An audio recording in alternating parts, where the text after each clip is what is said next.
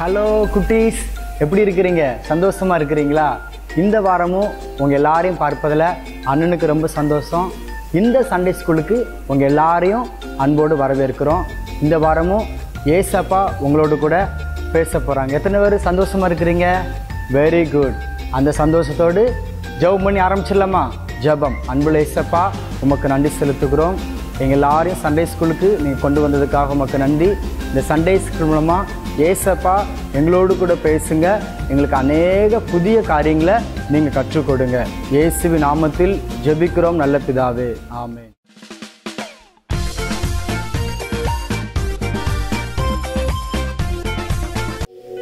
Hi friends, welcome to Kids Worship. Friends, you know God has done many great things in our life. We should try to remember to count our blessings every day. Shall we sing now?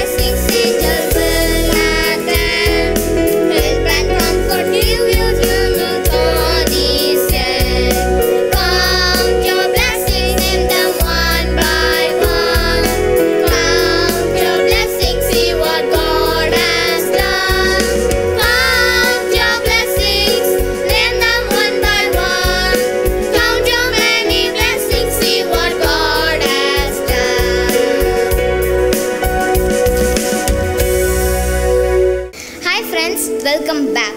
Bible says God is a refuge and strength, a very present help in trouble. Now let's sing with us.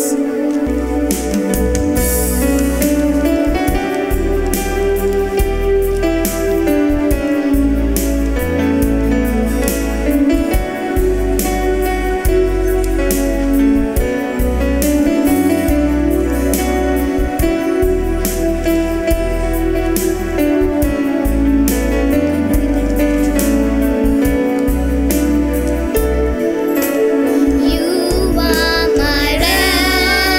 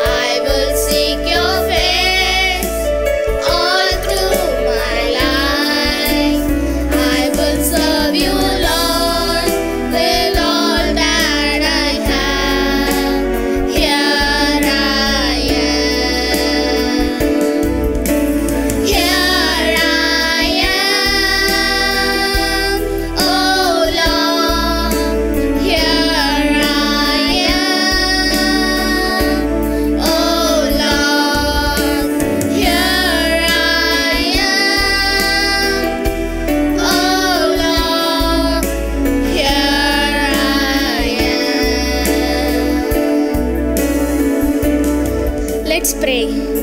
Dear Father God, we thank you for your love, protection and care. Please be with us today. Thank you for giving this day. In Jesus' name we pray. Amen.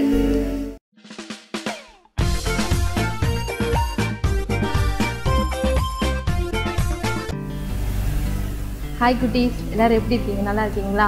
இப்போதும் இந்த machinery story மூலமாக உங்களை எல்லாத்தையும் பார்க்கல எனக்கு ரொம்ப சந்தோஷம்.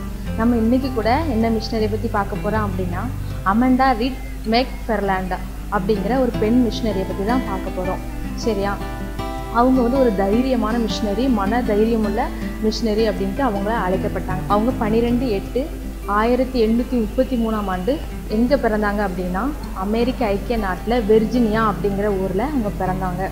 சரியா? அவங்க வந்து ரொம்ப மனதைரியமுள்ள மிஷினரி அப்படின்னு முதல்ல பார்த்தோம். அவங்க நிறைய விசுவாச போராட்டத்துலலாம் அவங்க சுவிசேஷ மிஷினரி பாதையில் அவங்க கடந்திருக்காங்க அப்படிங்கிறத நம்ம பார்க்க போகிறோம். ஓகேவா? இப்போதும் அவங்க என்னென்னா, அவங்க அம்மா அப்பா வந்து நல்ல கிறிஸ்தவ குடும்பத்தை சார்ந்தவங்க அப்படிங்கிறனால சின்ன வயசுல இருந்தே அவங்களுக்கு கிறிஸ்துவுக்குள்ளாக உறுதியாக மனத்தாழ்மை, அப்படி விசுவாசத்தோடு பைபிள் உள்ள வசனங்கள், சாட்சி, அதில் இருக்கிற ஒவ்வொரு இதையும் சொல்லி சொல்லி வளர்த்தாங்க. ஜெபத்தில் தைரியமாக வளர்த்தாங்க. பிசாசை எதிர்த்து ஜெபிக்கிற வல்லம் அவங்கள்ட்ட இருந்தது. அப்படிங்கிற நிறைய நற்குணங்கள் அவங்களுக்குள்ளே இருந்தது. ஒழுக்கம் அவங்கக்கிட்ட இருந்துச்சு. அப்படி ஒரு நல்ல வழியில் சின்ன வயசுலேருந்தே அவங்க பெற்றோர் அவங்கள வளர்த்தாங்க, ஒரு கிறிஸ்தவ குடும்பமாக இருந்ததுனால. இப்போதும் அவங்களோட பெற்றோர் இவங்கள மட்டும் மிஷினரியாக அனுப்பலை, இன்னும் பல மிஷினரிகளை அவங்கள மிஷினரியாக அனுப்பியிருக்காங்களாம். அப்படி ஒரு நல்ல பெற்றோர் அவங்களுக்கு கிடச்சிருக்காங்க. இதுதான் இவங்க இப்படி ஒழுக்கமாக வளர்ந்தது வந்து இன்னும் அவங்க வந்து மிஷினரியாக எதிர்காலங்களில் போகும்போது அது அவங்களுக்கு மிகுந்த அடித்தளமாக அவங்களுக்கு இருந்திருக்கு. அது வந்து ரொம்ப அவங்களுக்கு தைரியத்தையும் அவங்க கொடுத்த வாழ்க்கை அவங்களுக்கு வந்து பிரயோஜனமாக இருந்திருக்கு. ஓகேவா? இவங்க வந்து என்ன பண்ணாங்க அப்படின்னா, அமெரிக்காவில் பட்டம் பெற்ற பிறகு அவங்க கணவரோடு இணைந்து அமெரிக்க ஐக்கிய நாட்டில் இல்லினாய்ஸில் நெஸ் பெர்சே பழங்குடி மக்களிடையே அவங்க வந்து ஃபஸ்ட்டு மிஷினரி பயணத்தை தொடங்கியிருக்காங்க. அங்கே இருக்கிற பழங்குடி மக்கள் ரொம்ப மோசமான மக்கள். அவங்கக்கிட்ட அநேகர்கிட்ட இயேசுவை பற்றி சொல்லி சுவிசேஷ ஊழியங்களை செஞ்சுட்டு வந்திருக்காங்க. அவங்களுக்கு அங்கே அதிக விசுவாச போராட்டம் என்னென்னா, அவங்க குழந்தை காலராவால் அவங்க வந்து இழக்க வேண்டியதாகிடுச்சு. அதுக்கப்புறம் சில வருடங்கள் ஆகலை, அவங்க கணவரும் அவங்க இழக்க வேண்டியதாகிடுச்சு. ஆனாலும் ஒரு தடவை கூட அவங்க வந்து விசுவாசத்தை இழக்கலை. கர்த்தரை விட்டு அவர் பின்வாங்கவும் இல்லை. நல்ல ஜெபத்தில் உறுதியாக இருந்தாங்க. இந்த மக்கள் எல்லாம் இயேசுவை பற்றி அறியணும் அப்படிங்கிற அந்த ஆத்ம பாரம் அவங்கள நெருக்கிக்கிட்டே இருந்துச்சு. அது மட்டும் இல்லை, 1877 அலாஸ்கா அப்படிங்கிற இடத்துக்கு மிஷினரியாக அவங்க வந்து அனுப்பப்பட்டாங்க. அங்கே வந்து போர்ட் ரெங்கல் அப்படிங்கிற பகுதியில் இருக்கிற பழங்குடி மக்களுக்கு இடையே போய் மிஷினரியாக அங்கேயும் வந்து பணியாற்ற போனாங்க. ஃபஸ்ட்டு அமெரிக்காவிலேயே இல்லினாய்ஸில் பணி சேர்ந்தாங்க. அதுக்கப்புறமா எங்கே போகிறாங்க, அலாஸ்காவில் போர்ட் ரெங்கல் அப்படிங்கிற பகுதியில் பழங்குடி மக்கள் வாழ்ந்த அந்த பகுதியில் மிஷினரியாக பணியாற்ற போகிறாங்க. அங்கே உள்ள மக்கள் எப்படின்னா, ரொம்ப சூனியம், இந்த மாதிரி காரியங்கள், ரொம்ப மோசமான மக்கள், சூனியம் செய்து ஒவ்வொரு மக்களையும் ரொம்ப வஞ்சிக்கிறது, இந்த மாதிரி காரியங்கள் அவங்க ரொம்ப கர்த்தருக்கு அருவருப்பான காரியங்கள் ரொம்ப பெருகி இருந்திருக்கு. சிறு பிள்ளைகள் இதிலிருந்து எல்லாருமே இதனால் பாதிக்கப்பட்டு இருக்கிறாங்க. இப்படிப்பட்ட சூழ்நிலையில் அங்கே ஊழியம்னா ரொம்ப பயங்கரமான சூழ்நிலை தான். ஆனாலும் ஒரு பெண்ணாக இருந்து அந்த இடங்கள்லேயே ஒரு வெள்ளை பெண் மிஷினரி அவங்க தான். அதுவும் அந்த அலாஸ்காவில் முதல் பெண் மிஷினரி கூட அவங்க தான். அவங்க இயேசுவை பற்றி சொல்ல ஆரம்பித்தாங்க. அவங்களுக்கு அநேக தடைகள் வந்தது. அது மட்டும் இல்லாமல் என்ன ஆச்சு அப்படின்னா, அவங்களுக்கு வந்து அநேக திறமைகளும் அவங்கக்கிட்ட இருந்தது. என்ன திறமைகள்லாம் இருந்துச்சு அப்படின்னா, செவிலியர் அந்த இதை அங்கேருந்து படித்தாங்க. ஏன்னா நம்ம ஒரு இடத்துல ஊழியம் செய்ய போகும்போது அங்கே இருக்கிற இவங்களெல்லாம் ஒரு இதை கவரணுன்னா அவங்களுக்கு நிறைய பணிவிடைகள் செய்ய வேண்டியது. அதே மாதிரி தான் அநேக மிஷினரிகள் இதே மாதிரி பணிவிடைகள் செய்து தான் நிறைய இடங்களில் இயேசுவை பற்றி அறிவித்து வந்தாங்க. நம்ம இந்தியாவில் கூட அப்படி தான் நிறைய இடங்களில் இந்த மாதிரி ஊழியங்கள் செய்து தான் கர்த்தரை பற்றி சொல்ல ஒரு சாட்சியான கருவியாக இந்த ஊழியங்கள் பயன்படுத்துது. முதல்ல செவிலியராக அவங்க பணியாற்றினாங்க. அங்கேருந்த அநேக மக்களுக்கு உதவி செய்தாங்க. மருத்துவர் படிப்பு படித்தாங்க. அவங்களுக்கு ஆசிரியர் திறமை இருந்தது, போதக திறமை இருந்தது. அநேகருக்கு இதன் மூலமாக இயேசுவை பற்றி தைரியமாக சொல்லவும் அவங்களுக்கு ஆற்றல் திறமை அதிகமாக இருந்துச்சு. அவங்க என்ன பண்ணாங்க அப்படின்னா, பிள்ளைங்களுக்கு இயேசுவை பற்றி சொல்கிறது மட்டும் இல்லாமல் அவங்க படிக்கிறதுக்கும் அவங்க ஹெல்ப் பண்ணாங்க. ஒரு ரூமில் வச்சு அவங்க வந்து பள்ளி அறை மாதிரி வைத்து அவங்களுக்கு பாடம் கற்பித்து வந்தாங்க. ஒரே ஒரு ரூம் தான், ஆனாலும் 72 குழந்தைகள் அதில் வந்து உட்காந்துருந்தாங்க. ஆனால் அவங்க வந்து எப்படின்னா ரொம்ப ஒழுக்கமாக இருப்பாங்க. இப்போ வந்து 72 பிள்ளைகள் இருக்காங்க அப்படின்னா அங்கே வந்து ரொம்ப சத்தம் ஒழுக்கம் இல்லாமல் இருக்கும். ஆனால் அதெல்லாம் அவங்க கண்டுக்கவே கிடையாது. அந்த பிள்ளைகள் அவ்வளோ ஒழுக்கமாக ஒருத்தருக்கு ஒருத்தர் பேசாமல் அமைதியாக இருந்து அவங்க கற்றுக் கொடுக்குறதையும் இயேசுவை பற்றி சொல்லுகிற சாட்சிகளையும் அவங்க உறுதியாக பற்றி கொண்டாங்க. அந்த பிள்ளைகளுக்கும் இயேசுவை பற்றி அவங்களுக்குள்ள ஒரு அன்பு அவங்களுக்கு பற்றி எறிய ஆரம்பிச்சிச்சு. அவங்களும் பின்வாங்கலை, அவங்க அமண்டா கூடயே உறுதியாக இருந்தாங்க. இதனால் என்ன ஆச்சுன்னா அங்கே இருக்கிற பெரியவர்கள் மூலமாக அநேக போராட்டங்கள் அந்த பிள்ளைகளுக்கும் வர ஆரம்பிச்சிட்டு என்ன பண்ணாங்கன்னா நிறைய சூனியங்கள் எல்லாம் அந்த பிள்ளைகளுக்கு விரோதமாக அங்கே செய்ய ஆரம்பிச்சிட்டாங்க. அந்த பிள்ளைகளுக்கு அநேக வியாதி இந்த மாதிரி காரியங்கள்லாம் அந்த பிள்ளைங்களுக்கு வர ஆரம்பிச்சிச்சு. அப்போ இவங்க என்ன பண்ணாங்க அமண்டா அப்படின்னா கொஞ்சம் கூட சோர்ந்து போகலை. அவங்க நல்லா ஜெபிச்சாங்க, பிசாசை எதிர்த்து ஜெபிச்சாங்க. பிசாசை எதிர்த்து ஜெபிக்கும்போது அநேக பிசாசுகள் ஓடிட்டு பிள்ளைகளுக்கு எந்த பாதிப்பும் இல்லாமல் அவங்க பார்க்குறாங்க. அந்த பிள்ளைகளுக்கு எதுவும் ஆகலை, தொடர்ந்து படிக்க வராங்க. ஒவ்வொரு பெரியவர்களும் பார்த்து இந்த பழங்குடி மக்கள் பார்த்து ஆச்சரியப்படுறாங்க. அப்போ தான் அவங்க நினச்சாங்க, நிறைய காரியங்கள் செஞ்சு பார்த்தாங்க, அந்த பிள்ளைகளுக்கு ஒரு போராட்டம் தாக்கலை, அவங்கள எதுவும் செய்யவும் முடியலை. இந்த மாதிரி பிசாசின் கிரியைகள் அழிக்கப்படுகிறது அவங்க பார்த்து இந்த தெய்வம் நம்ம இதை தெய்வம் நினச்சிட்டு இருக்கோம், ஆனால் இதையும் காட்டிலும் அமண்டாவோட தெய்வம் தான் உண்மையான தெய்வம், அதை விட ஒரு பெரிய சக்தி இருக்கு அப்படிங்கிற ஒரு சாட்சியுள்ள வாழ்க்கையை அமண்டா அந்த நாட்களில் வாழ்ந்து காமிச்சாங்க. இதனால அங்கே இருக்கிற பழங்குடி மக்கள் அநேகர் இவங்க தெய்வந்தான் தெய்வம் என்பதை இயேசுவை சொந்த இரட்சகராக ஏற்றுக்கொண்டாங்க. அந்த பிள்ளைகள் இயேசுவை ஏற்றுக்கொண்டாங்க. அங்கே இருக்கிற பழங்குடியினர் இந்த மாதிரி சூனியம் செய்தவர்கள் எல்லாருமே இயேசுவை சொந்த இரட்சகராக ஏற்றுக்கொண்டாங்க. இது மூலமாக நம்ம என்ன பார்க்குறோம் அப்படின்னா ஒரு இதில் கூட அவங்க எதுலேயும் விசுவாசத்தோட குறையலை. உங்கள் ஜெபத்தில் அவங்களுக்கு கூட அநேக ஆப்பர்ச்சுனிட்டிஸ் வெளியிருந்து வந்தது.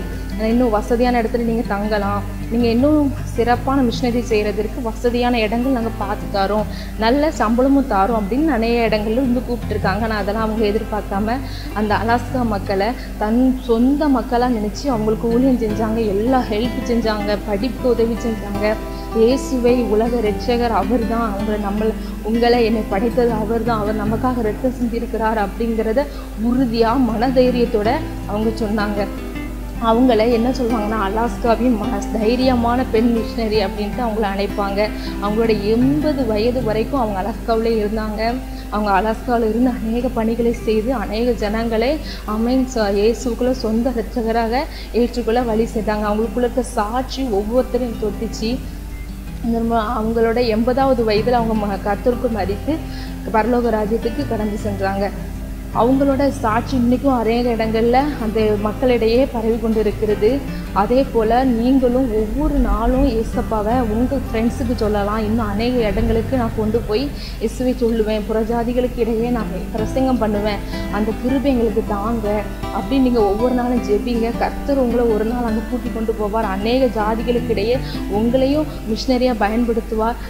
எப்போதும் விசுவாசத்தை தளராதபடிக்கு தைரியமாக கிறிஸ்துவுக்குள்ளே உறுதியாக நிலுங்க. கர்த்தர் உங்கள் ஒவ்வொருவரையும் ஆசீர்வதித்து உங்கள் மூலமாய் பல ஜனங்களை ரட்சிக்க அவர் உண்மை உள்ளவராக இருக்கிறார். கர்த்தர் பெரிய காரியங்களை செய்வார். ஆமென்.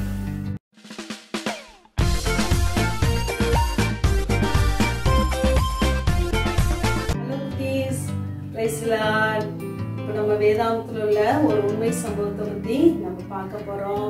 இன்னைக்கு நம்முடைய தலைப்பு சுத்திகரித்து என்னை பயன்படுத்தும். சுத்திகரிப்புனா என்னது? கிளீன் பண்றது, நம்மளுடைய பார்வைய நம்முடைய சிந்தைய தூய்மையாக்குறது, அவனுடைய வார்த்தைக்கு நேரா சுத்திகரிக்கிறது தான் சுத்திகரிப்பு. ஓகேவா டேஸ்? சரி, இப்போ நம்ம பைபிள்ல ஆண்டவருடைய வார்த்தைக்கு கீழ்ப்படியாம அவங்க தோல்விய சந்திச்சதையும் அவங்கள சுத்திகரிச்சு ஆண்டவருக்கு கீழ்ப்படியும் பொழுது அவங்க ஜெயம் எடுத்தாங்க அப்படிங்கறத பத்தியும் தான் நம்ம இன்னைக்கு பார்க்க போறோம். நீ நிறைய சண்டே கிளாஸ்ல நிறைய வேதாந்தத்துல உள்ள உண்மை சம்பவத்தெல்லாம் கேட்டிருப்பாங்க தானே. இயேசுவுக்கு பிரியமான அந்த இஸ்ரவேல் புத்திரரை எகிப்துல இருந்து கொண்டு வந்தாங்க. கொண்டு வந்தப்போ பெரிய செங்கடல் அவங்களுக்கு தடையா இருந்துச்சு. அப்புறம் என்னது? யோர்தான் தடையா இருந்துச்சு, எரிகோ தடையா இருந்துச்சு. இந்த தடையெல்லாம் என்ன செஞ்சாங்க? இயேசுப்பா ஈஸியா தேவன் தாண்ட உதவி செஞ்சாங்க. அப்படி தாண்டி வரும்போது கர்த்தர் இந்த யோசுவாட்ட சொல்லி ஜனங்களுக்கு சொல்லி இருந்தாங்க, இந்த எரிகோவை கடந்து வரும்போது என்ன செய்யக்கூடாது? உள்ள எந்த பொருளையும் எடுக்கக்கூடாது, அது சாபமானது அப்படின்னு சொல்லியிருந்தாங்க. ஏன்னா அதை கடக்கும் போது எல்லாத்தையும் என்ன செஞ்சிடணும், அழிச்சிடணும் அப்படின்னு சொல்லியிருந்தாங்க. ஆனா அப்படி கடந்து வரும்போது அதுல ஆகான் அப்படிங்கிறவங்க என்ன செஞ்சுட்டாங்க, அந்த எரிகோ பட்டணத்துக்குள்ள உள்ள ஒரு பாபிலோனிய சால்வை, 200 வெள்ளி சேக்கல், 50 பொன் பாளையம் இதை என்ன செஞ்சுட்டாங்க, எடுத்துட்டு வெளியே வந்துட்டாங்க. இது யாருக்குமே தெரியல, யோசுவாவுக்கும் தெரியாது, அவங்களோட கூட இருந்தாங்களோ அவங்க யாருக்குமே தெரியல. இவங்க எடுத்துட்டு போய் வெளியே போய் தன் கூடாரத்துல நடுவுல என்ன செஞ்சுட்டாங்க, பூமி கடையில தோண்டி அதை பதைச்சு வச்சுட்டாங்க, வெள்ளிய அடியில வச்சிருந்தாங்க.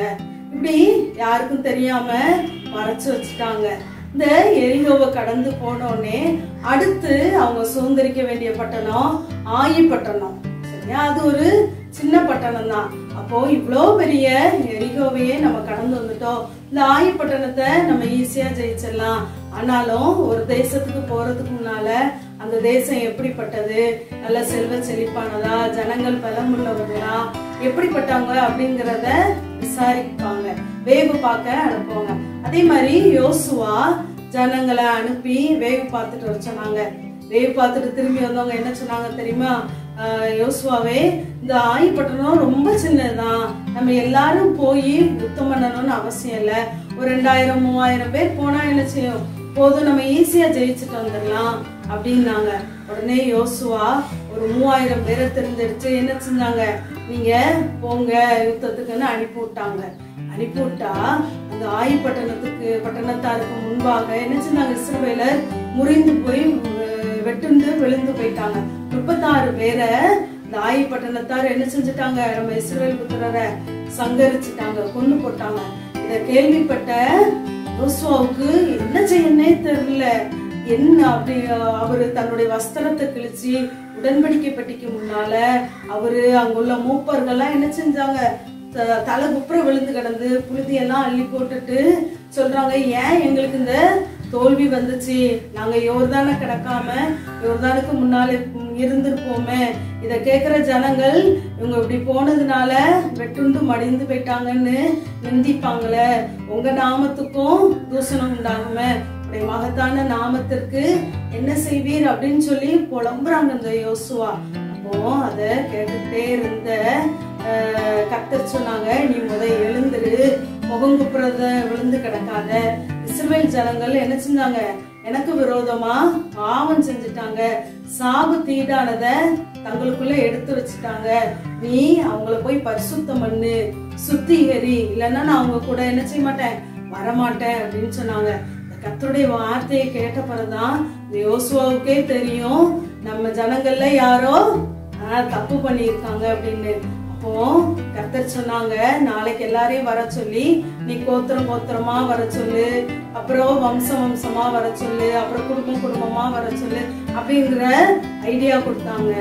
இந்த யோசுவா நிறைய பேர் இருக்காங்களா, லட்சக்கணக்கான பேர் இருக்காங்க, இதுல யாரு தப்பு செஞ்சாங்கிறத கண்டுபிடிக்க முடியல. அப்போ நாளைக்கு என்ன செய்யணும், எல்லாரும் கோத்திரம் கோத்திரமா வாங்க அப்படின்னு சொன்னாங்க. அப்போ கர்த்தர் யார குறிக்கிறாங்களோ அவங்களுடைய பொருட்கள் அவங்க எல்லாரும் என்ன செய்யும், சுட்டரிக்கப்படும் அப்படின்னு சொல்லியிருந்தாங்க. இப்ப எல்லாருக்கும் பயமா இருக்குமா, தப்பு செஞ்சவங்களுக்கு தானே பயமா இருக்கும். அப்போ ஆகானுக்கு ரொம்ப பயமா இருந்திருக்கும் தானே. அப்படி காலையில வந்தோடனே கோத்திரம் கோத்திரமா வந்தாங்க. அப்போ கர்த்தர் எந்த கோத்திரத்தை குறிச்சாங்கன்னா யூதா கோத்திரத்தை குறிச்சாங்க. இப்ப இந்த யூதா கோத்திரத்துல உள்ளவங்க என்ன செய்யணும், வம்சம் வம்சமா வரணும், அப்படிதானே. அப்படி வம்சம் வம்சமா வரும்போது சேராகின் வம்சம் குறிக்கப்பட்டுச்சு. சரியா, இப்படி இந்த சேராகினுடைய வம்சம் என்ன செய்யணும், இப்போ குடும்பம் குடும்பமா வரணும். இப்போ குடும்பம் குடும்பமா வரும்போது சப்தி அப்படிங்கிற குடும்பம் குறிக்கப்பட்டுச்சு. இப்போ இந்த குடும்பத்துல யாருங்கிறது தெரியணும், அப்படிதானே. அப்போ அவங்க பேர் பேரா வரணும். அப்படி பேர் பேரா வரும்பொழுது கர்மியின் மகன் ஆகான் அப்படிங்கிறவங்கள கர்த்தர் குறிச்சாங்க. இந்த ஆகான் தான் தப்பு செஞ்சிருக்கான் அப்படிங்கிறத யோசுவாவுக்கு தெரிஞ்ச பிறகு அவனை கூப்பிட்டு சொன்னாங்க, நீ என்ன செய்ய, இப்பவும் இஸ்ரவேலின் தேவனாய் கர்த்தரை மகிமைப்படுத்து, நீ அறிக்கை பண்ணு, நீ என்ன தப்பு செஞ்சங்கிறத என்கிட்ட மறைக்காம சொல்லு அப்படின்னாங்க. அப்போ இந்த ஆகான் சொன்னாங்க, நான் தேவனுக்கு விரோதமா பாவம் செஞ்சுட்டேன், இப்படி பாபிலோனிய சால்வையில உன்னை எடுத்துட்டு வந்துட்டேன். வெள்ளி சேக்கலை எடுத்து 200 வெள்ளி சேக்கல் எடுத்தேன், 50 பொன் பாலை எடுத்தேன். இதெல்லாம் என் கூடாரத்து நடுவுல பூமிக்கு அடியில வச்சிருக்கேன், வெள்ளி அதுக்கு அடியில இருக்கு அப்படின்னு சொன்னாங்க. உடனே யோசுவா ஜனங்களை அனுப்பி அதை எடுத்துட்டு வர சொன்னாங்க. அவங்க எடுத்துட்டு வந்து அதை எங்க வச்சாங்க? தேவ சமூகத்துல வச்சாங்க. அப்புறம் யோசுவா சொன்னாங்க, அவனுக்கு இந்த ஆகானுக்குரிய எல்லாத்தையும் கொண்டு வாங்க அப்படின்னாங்க. அப்போ அவங்களுடைய மனைவி, அவங்களுடைய பிள்ளைங்க, ஆடு மாடு, கழுதை, அவங்க இருந்திருப்பாங்களா கூடாரம், அது எல்லாத்தையும் கொண்டு வர சொன்னாங்க. கொண்டு வந்து இந்த ஆகானையும் கூட்டிட்டு போனாங்க. எங்க போனாங்கன்னா ஆகோர் பள்ளத்தாக்கு அப்படிங்கிற இடத்துல எல்லாத்தையும் கொண்டு போய் என்ன செஞ்சாங்க? சுட்டரிச்சு தீய வச்சு கொளுத்தி போட்டாங்க. அதே மாதிரி இந்த ஆகானையும் என்ன செஞ்சுட்டாங்க? கல்லெறிஞ்சி கொன்னுட்டாங்க. இப்ப என்ன செஞ்சாச்சு? இஸ்ரவேல் புத்திரர் நடுவுல பாவம் செய்தவனை ஆண்டவர் என்ன செஞ்சுட்டாங்க? சங்கரிச்சாச்சு. இப்ப என்ன செஞ்சாச்சு? பரிசுத்தம் வந்தாச்சு. அங்க இந்த சுத்திகரிப்பு நடந்த பின்பு யோசுவாவை பார்த்து கத்த சொன்னாங்க, இப்போ நீ என்ன செய்? ஆயி பட்டணத்துக்கு போ, நான் அங்குள்ள ராஜாவையும் அவங்களுடைய ஜனத்தையும் பட்டணத்தையும் தேசத்தையும் உன் கையில கொடுத்தேன் அப்படின்னு சொன்னாங்க. உடனே இந்த யோசுவா என்ன செஞ்சாங்க? ஒரு 30,000 பேரை தெரிந்தெடுத்தாங்க. நல்ல பலசாலிகளை தெரிந்தெடுத்து நீங்க என்ன செய்யுங்க? ஆயி பட்டணத்துக்கு போய் பின்னால அவங்களுக்கு தெரியாம என்ன செய்யுங்க? பதிவிடையா இருங்க. நாங்களும் மற்ற ஜனங்களும் அந்த தேசத்துக்கு விரோதமா வரும்பொழுது அவங்க முந்தி மாதிரி நினைச்சிட்டு எங்களை என்ன செய்வாங்க? விரட்டுவாங்க. அப்ப நாங்க அவங்களுக்கு முன்பாக ஓடி போற மாதிரி போறோம். கொஞ்சம் தூரம் பட்டணத்தை விட்டு நாங்க ஓடி போன பிறகு பின்னால இருந்து நீங்க வந்து இந்த பட்டணத்தை சுட்டரிச்சு போடுங்க அப்படின்னு சொன்னாங்க. அதே மாதிரி இந்த 30,000 பேரும் போய் பின்னால யாருக்கு தெரியாம ஒளிஞ்சிருந்தாங்க. இந்த யோசுவா ஜனங்களும் போகும்பொழுது அதே மாதிரியே இவங்களை விரட்டிட்டு வந்தாங்க. இவங்க ஒரு தூரம் அவங்கள ஓட்டம் காட்டின பிறகு பின்னால உள்ளவங்க என்ன செஞ்சுட்டாங்க? பட்டணத்தை சூழ்ந்து கொண்டு பட்டணத்தை தீ கொளுத்தி போட்டாங்களாம். பெரிய புகையா வந்துச்சான். இப்போ கர்த்தர் சொன்னாங்க யோசுவா பார்த்து, நீ உன் கையில இருக்கிற ஈட்டிய நீட்டி வை அப்படின்னு. அந்த பட்டணம் முழுசும் அழிக்கும் அளவுக்கும் யோசுவா தான் நீட்டின கைய திரும்ப மடக்கவே இல்லையா. அப்படி அந்த தேசத்தையும் அந்த ஆயி பட்டணத்து தேசத்துடைய ராஜாவையும் உயிரோட பிடிச்சாங்க. ஆமா குட்டீஸ், நம்ம இயேசுபாவுடைய வார்த்தைக்கு கீழ்ப்படியும் போது ஜெயம் நமக்குரியது. ஆண்டவருக்கு பிரியமில்லாத காரியம் நம்மகிட்ட இருந்துச்சுன்னா தேவன் நமக்கு ஜெயத்தை தர முடியாது. ஒருவேளை தேவன் நமக்கு வச்சிருக்க ஆசீர்வாதங்களை சத்ருவின் தடைகள் இருந்தா எடுத்துருவாங்க. மனித தடைகள், சூழ்நிலைகள் நமக்கு தடையா இருந்துச்சுன்னா ஏசப்பா அதெல்லாம் மாற்றிடுவாங்க. ஆனா நம்ம ஆசீர்வாதத்திற்கு நாமே என்ன செய்யக்கூடாது? தடையா இருக்கக்கூடாது. அன்று என்ன சொல்றாங்களோ அதற்கு கீழ்ப்படிஞ்சு ஒவ்வொரு நாளும் ஏசப்பா என்னை சுத்திகரிங்க, என்னை பரிசுத்தப்படுத்துங்க, என்னை பயன்படுத்துங்க அப்படின்னு நீ ஜெபிக்கும் போது ஏசப்பா உனக்கு நீ செய்யற எல்லாத்துலயும் ஜெயமான வாழ்க்கையை தருவாங்க. ஓகே குட்டீஸ், பாய்.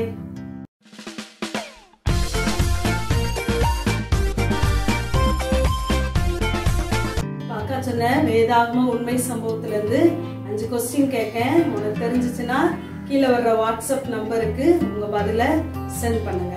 ஃபர்ஸ்ட் கொஸ்டின், பெத்தாவேனுக்கு சமீபமா இருந்த பட்டணம் எது? செகண்ட் கொஸ்டின், கோத்திரம் கோத்திரமாக வரும் பொழுது எந்த கோத்திரம் குறிக்கப்பட்டது? மூன்றாவது கொஸ்டின், கர்மியின் மகன் பெயர் என்ன? ஓகேவா? ஃபோர்த் கொஸ்டின், ஆகான் எடுத்துக்கொண்ட பொருள் என்ன? ஐந்தாவது கொஸ்டின்,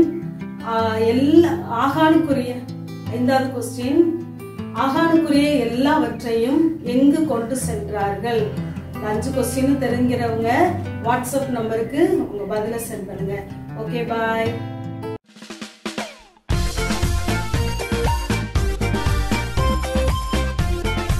ஹாய் குட்டீஸ், எல்லாரும் நல்லா இருக்கீங்களா? இந்த ஆன்லைன் சண்டே ஸ்கூல் மூலமாக உங்களை பார்க்குறதுல எனக்கு ரொம்ப சந்தோஷம். சரி, ஒரு வாரமும் நீங்கள் இன்ட்ரெஸ்டிங்கான கிராஃப்ட்ஸ் பார்த்துட்டு வரீங்க. நீங்களும் என்ன பண்ணுறீங்க? அதை செஞ்சு எங்களுக்கு ஃபோட்டோஸ், வீடியோஸ் எடுத்து அனுப்புகிறீங்க. எனக்கு ரொம்ப சந்தோஷமாக இருக்குது அதை பார்க்கும்போது. இந்த வாரம் சண்டே ஸ்கூலுக்கான தலைப்பு சுத்திகரித்து என்னை பயன்படுத்தும். சரியா? ஆகான் செஞ்ச தப்புனால கர்த்தர் என்ன பண்ணார்? இஸ்ரவேல் ஜனங்களுக்கு கிடைக்க வேண்டிய வெற்றியை தடை பண்ணி போட்டார். அப்போது யோசுவா மூலமாக சுத்திகரிப்பு வந்துட்டு ஒன்று நடத்த சொன்னார். சுத்திகரிப்பு நடந்ததுக்கப்புறம் அவங்களுக்கு கிடைச்ச வெற்றியை வந்துட்டு நீங்கள் கதையாக பார்த்துருப்பீங்க. சரி, அந்த சுத்திகரிப்பின் அடையாளமாக இருந்ததை தான் நம்ம இன்றைக்கி கிராஃப்டாக பார்க்க போகிறோம். பார்க்கலாமா? இன்றைக்கி கிராஃப்ட்டுக்கு தேவையான மெட்டீரியல்ஸ் வந்துட்டு இவ்வளோ தான். உங்கள் வீட்டில் வந்துட்டு பேப்பர் பேக்ஸ் இருக்கும், இந்த மாதிரி ப்ரௌன் பேப்பர் பேக்ஸ், அப்புறம் இந்த மாதிரி ஆன்வலப் இருக்கும். இதை வந்துட்டு எடுத்து வச்சுக்கோங்க. சின்ன கிராஃப்ட், ரொம்ப ஈஸியான கிராஃப்ட்டு. பார்க்கலாம். பேப்பர்ஸ்லாம் இந்த மாதிரி கிழித்து இந்த மாதிரி ரோல் பண்ணி வச்சுக்கோங்க. இப்படி சும்மா ரோல் பண்ணி எண்டை மட்டும் இப்படி பேஸ்ட் பண்ணி வச்சுக்கோங்க. சும்மா அப்படி ரோல் பண்ணி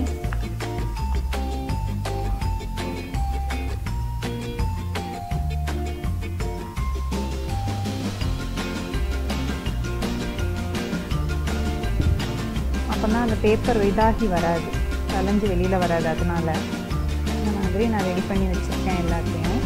என்ன பண்ண போகிறோம்னா எல்லாத்தையும் ஒன்றோட ஒன்றா ஒட்டிக்கலாம்.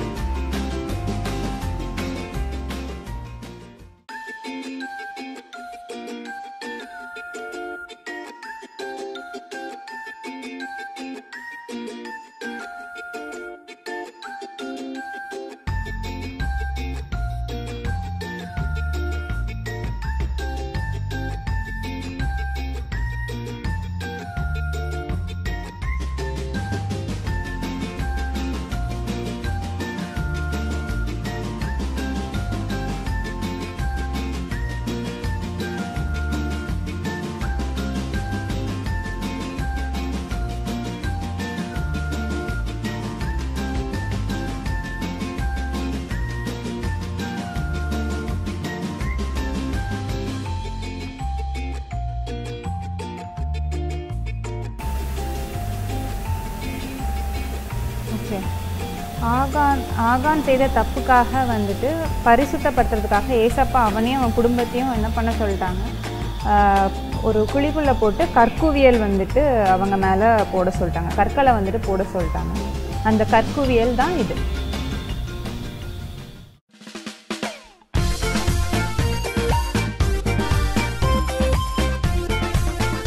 என்னை பயன்படுத்தும், நீர் என்னை ஈசோப்பினால் சுத்திகரியும், அப்பொழுது நான் சுத்தமாவேன்.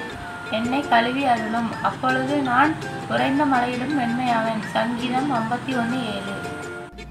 நீர் என்னை ஈசோப்பினால் சுத்திகரியும், அப்பொழுது நான் சுத்தமாவேன். என்னை கழுவி அருளும், அப்பொழுது நான் உறைந்த மலையிலும் வெண்மையாவேன். சங்கீதம் 51:7. Cleanse me and I will be clean. Wash me and I will be whiter than snow. Psalm 51:7. Bye. Praise the Lord. Purify me with hyssop and I shall be clean. Wash me and I shall be whiter than snow. Psalms chapter 51:7. Cleanse me with hyssop and I will be clean. Wash me and I will be whiter than snow. Psalm chapter 51:7. Thank you. Cleanse me with hyssop and I will be clean. Wash me and I will be whiter than snow. Psalms chapter 51:7. Thank you. என்ன சொன்ன தெரியுமா? நீர் என்னை ஈசோப்பினால் சுத்திகரியும், அப்போது நான் சுத்தமாவேன். என்னை கழுவிடும், அப்போது நான் உறைந்த மலையிலும் வெண்மையாவேன். சங்கீதம் 51:7. பாய். ஹாய் குட்டீஸ், நம்ம பசங்க சொல்லலாமா? நீர் என்னை ஈசோப்பினால் சுத்திகரியும், அப்பொழுது நான் சுத்தமாவேன். என்னை கழுவி அருளும், அப்பொழுது நான் உறைந்த மலையிலும் வெண்மையாவேன். சங்கீதம் 51:7. பாய். நீர் என்னை ஈசோப்பினால் சுத்திகரியும்,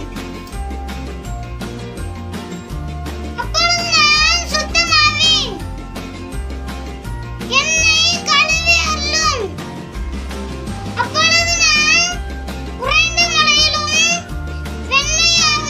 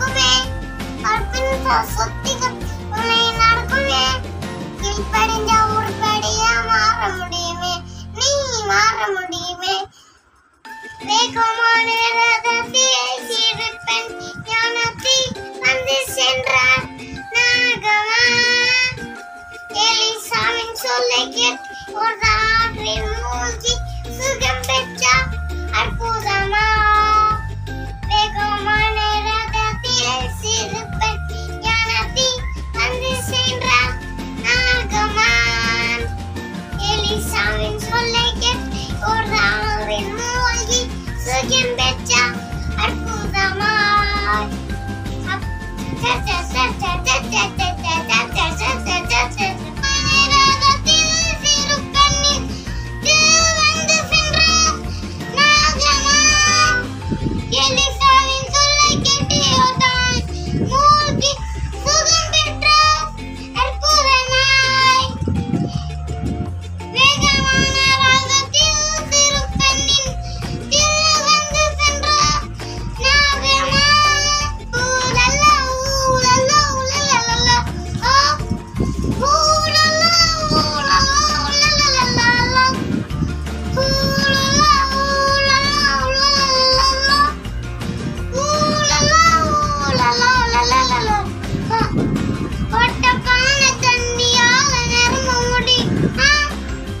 ஹாய் குட்டீஸ், எல்லோரும் நல்லா இருக்கீங்களா?